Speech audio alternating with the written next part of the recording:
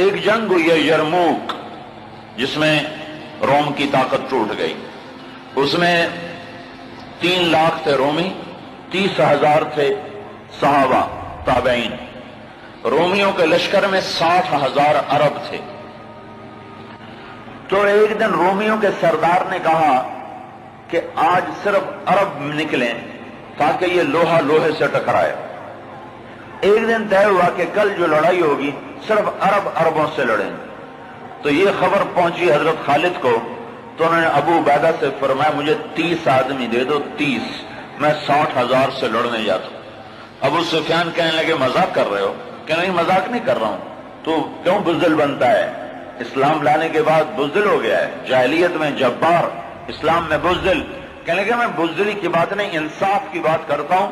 30 آدمی تھوڑے ہیں، تو نے اگر کچھ کرنا ہے تو 60 لے کے جا، 60 آدمی 60,000 کے لیے، 60 آدمی 60,000 کے لیے۔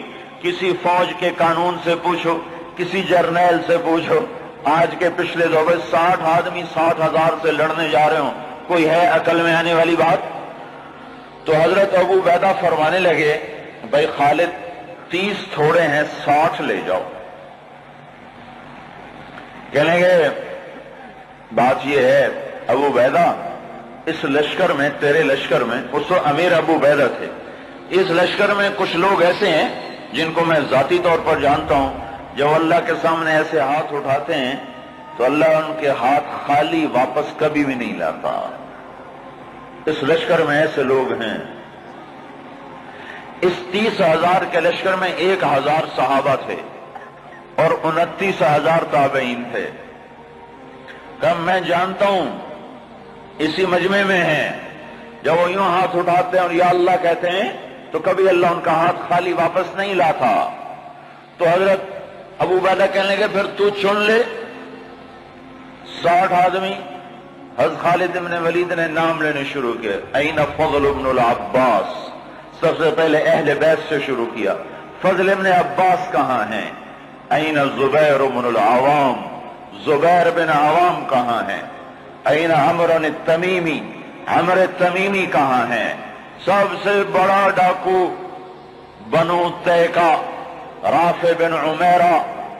اللہ کے نبی نے کیا محنت کی تھی کہ وہ کتنے نمبر پر آ رہا ہے، کن لوگوں میں آ رہا ہے؟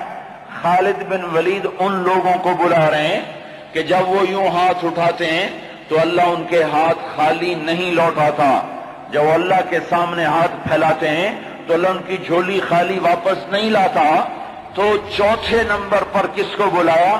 کہا این رافع بن عمیرہ الطائی، وہ عدی کے قبیلے کا سب سے بڑا ڈاکو، وہ رافع بن عمیرہ